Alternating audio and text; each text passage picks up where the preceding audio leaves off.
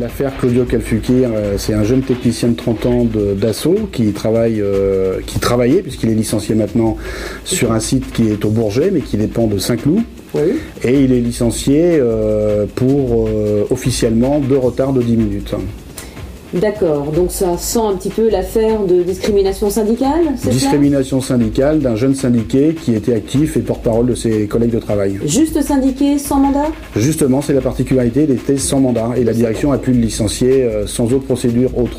Là, c'est vraiment une particularité et si tu veux, on ne veut pas laisser passer le fait que quand on est syndiqué CGT, on serait plus exposé que les autres, quoi. Donc c'est pour ça qu'avec un comité national mis en place, on veut créer les conditions d'un rapport de force qui oblige la direction de Dassault à s'asseoir autour de la table et à discuter de la réintégration de Claudio. Il peut y avoir discrimination, harcèlement, etc. On peut demander un droit d'alerte pour vérifier le temps de vérifier les éléments factuels, pour vérifier les éléments factuels qui structurent une décision.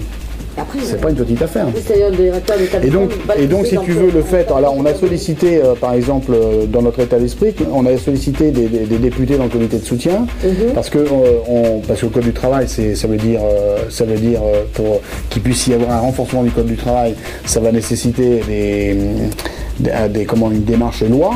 Et donc à partir de là, les députés peuvent nous aider à travailler cette dimension-là.